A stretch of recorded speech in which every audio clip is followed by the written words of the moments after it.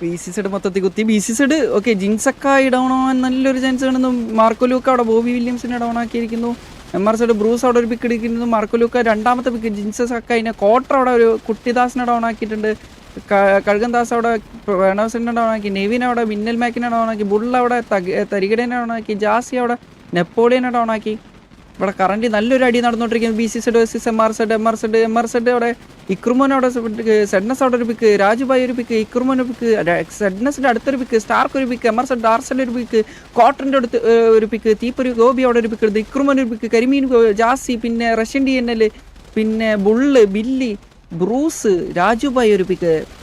പിന്നെ ബ്രൂസിന്റെ അടുത്തൊരു പിക്ക്. വില്ലി വെയിൻ്റെ ഒരു പിക്ക്. MR സെഡ് കോട്ടറിന്റെ അടുത്തൊരു pick. I think roll down ആയോ ECZ എനിക്ക് തോന്നുന്നു. ഐ തിങ്ക് ലാസ്റ്റ് മേനാണോ? Yes, I think so. Last 2. Okay.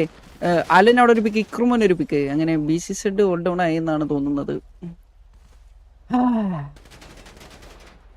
നല്ലൊരു അടിയായിരുന്നു.